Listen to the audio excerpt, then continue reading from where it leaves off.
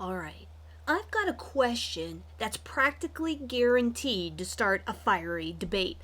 Are women really better with money than men? I got so curious that I actually asked ChatGPT for the cold hard facts, and what I learned left me seriously rethinking some age old assumptions. In this video, I'm breaking down the surprising stats, the cultural twists, and the hidden factors that no one talks about. Trust me, by the end, you might be asking yourself if everything you thought about women and money has been totally wrong. Let's dive in. But first, this is Powerful Money Habits. I'm your host, Dr. Stephanie Aldrich, and I like to talk about habits and money that can help improve your life. If you're new to the channel and like this video, please hit the subscribe button down below. All right, let's get back to it. So I asked Chat, are women better with money than men? Okay, what are the stats? And what it basically said was that studies often show that women's investment returns can slightly outperform men's on average, but that doesn't mean that one gender is categorically better with money. Different research highlights various strengths, So let's see what they say. Number one, investment performance. Fidelity Investments in 2021 found that women's portfolios earn an average of 0.4% higher returns than men's over a 10-year period. The Warwick Business School said a study looking in 2018 at a large sample of investors in the UK found that female investors outperformed their male counterparts by about 1.8% over a 3-year period. Why might women's returns be slightly higher? Less frequent trading. On average, women tend to buy and hold investments longer, trading less frequently than men. Frequent trades can rack up transaction fees and lead to poorly timed moves due to market swings. So we basically buy and hold. Lower overconfidence. Research suggests that men are more likely to exhibit overconfidence. Being overconfident in financial decision making, potentially increasing risk taking and impulsive trades. Number two, saving and spending habits. Higher savings rates. Some surveys from Vanguard and other retirement plan providers indicate that women who participate in retirement plans often contribute a slightly higher percentage of their income compared to men with similar incomes. Cash holding. Women on average hold more of their portfolio in cash or lower volatility assets. This can sometimes mean missing out on higher growth during bull markets, but it also can reduce losses during downturns. And I think where that comes from is to women, and I speak for myself particularly, but women in general, I think, being part of that group, we see money as security, as safety. So I think that's where this whole thing comes about, is that we feel safer and more secure if we know that we have it, right? We're not putting it up for risk. Even though we're not growing it as much, maybe we just know that, hey, it's in the bank, it's safe, and if I need it, I can get to it to get myself out of a pickle, right? Financial literacy and confidence, mixed literacy findings.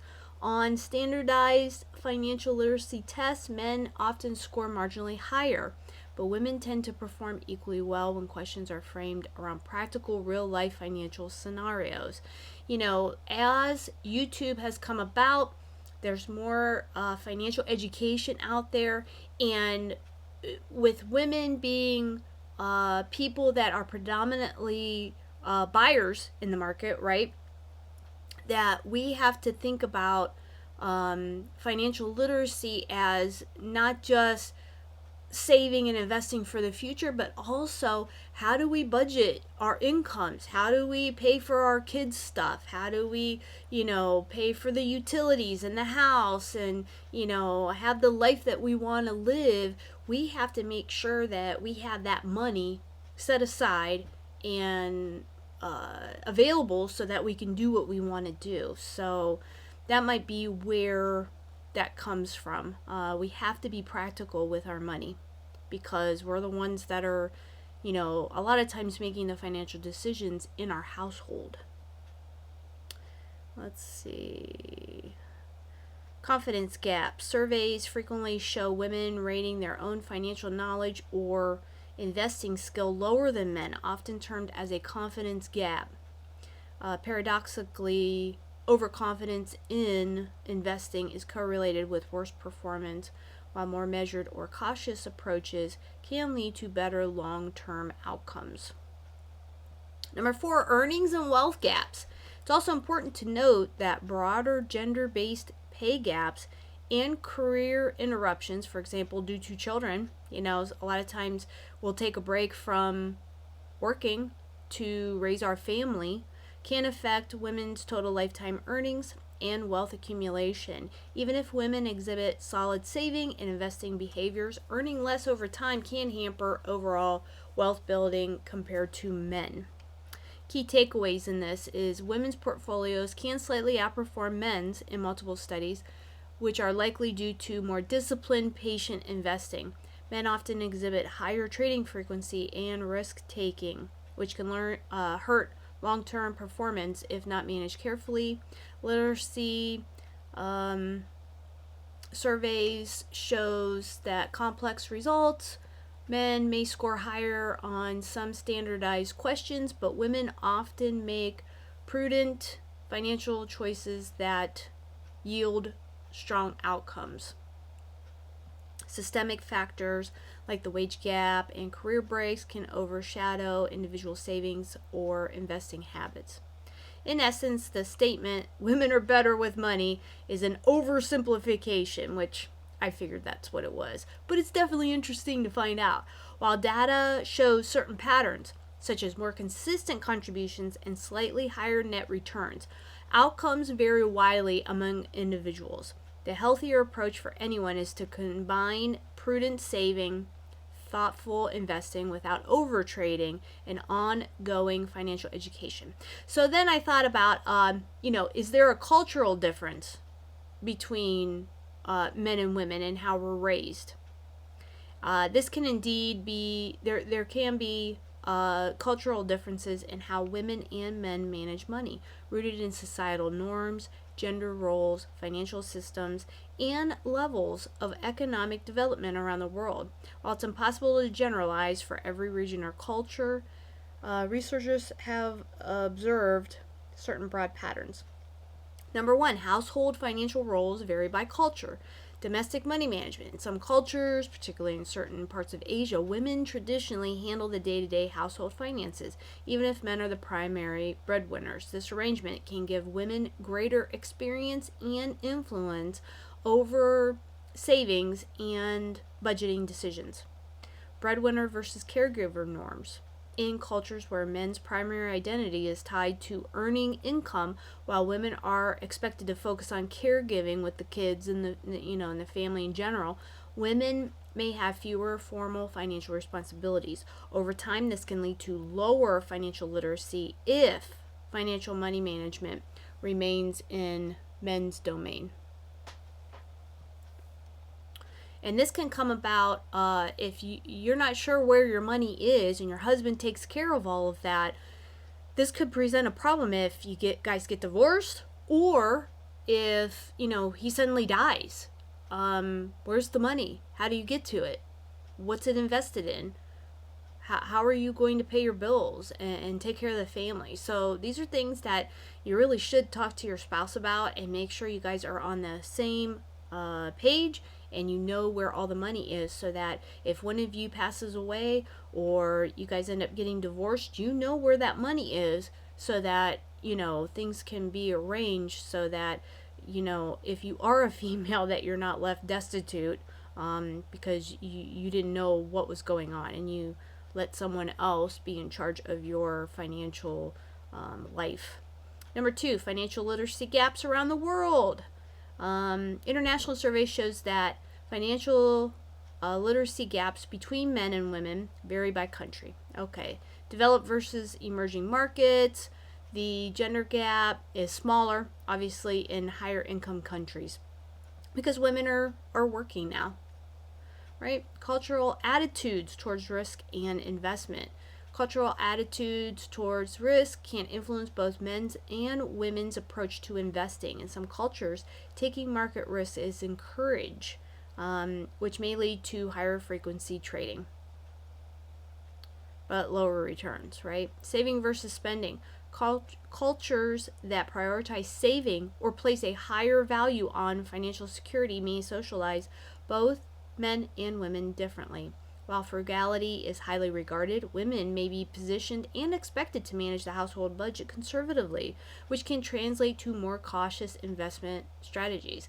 Now, in the US, we have to be careful because that's what our whole economic environment is based on, and that's being consumers, right? So we have to really be careful, and I think that's where we've gotten ourselves into trouble, including me, that we overbuy, we put it on credit, we borrow money to buy our houses and our cars, and now we're doing that to buy groceries and Uber Eats and all of this stuff, and we have to really rein that in and make sure that we're more conservative with our money, because this is what we're living on, and we're also trying to build our future on. So being more cautious with our investments, with the way we spend our money, is very, very important.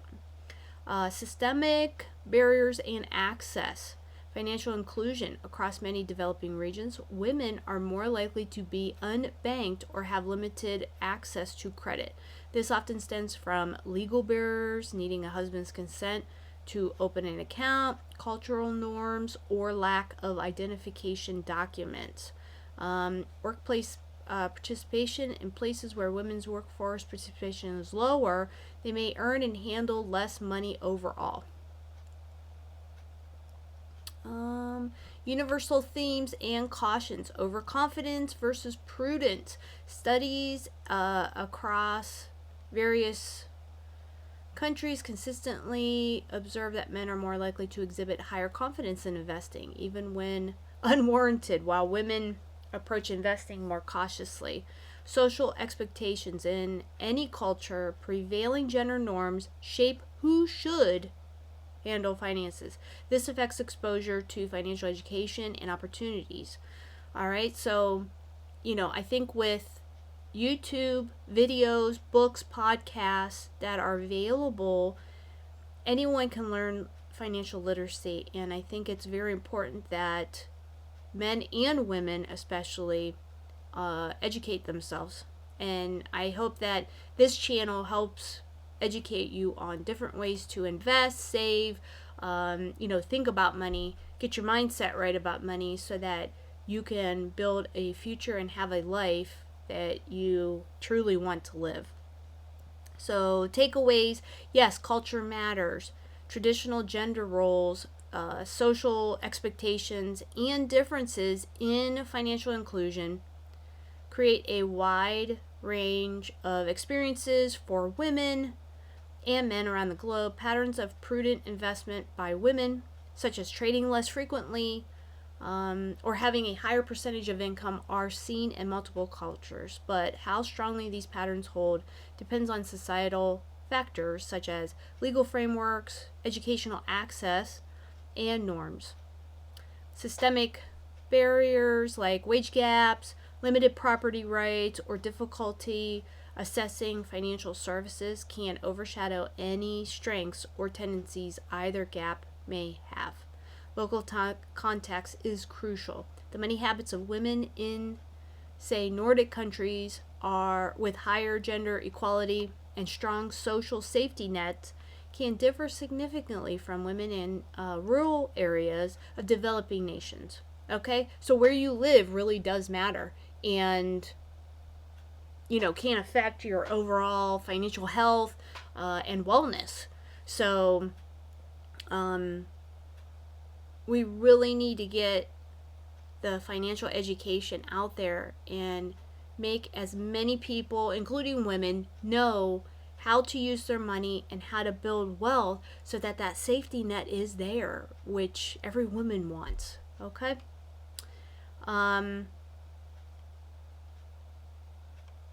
So basically, here's the bottom line. When it comes to money, women often bring a level headed strategy that can lead to some impressive results. But it's not about who's better, men versus women. It's about smart investing, smart saving, patient investing, and pushing past old stereotypes that hold us back. Whether you're a woman taking charge of your finances or anyone looking for a fresh perspective, the key is knowledge, confidence, and consistency. If you can commit to these three things, you're already halfway to leveling up your financial future. So that's it for the show today. Thanks for watching. Do you think that women are better than men with money? Let me know down in the comments. You can learn more tips and tricks in my free book, Powerful Money Habits, Unleash Financial Freedom. You can get a free copy in the description below, and make sure to watch my masterclass where I helped a couple of students plan out their money goals using my 3-step process. And until next time, this is Powerful Money Habits.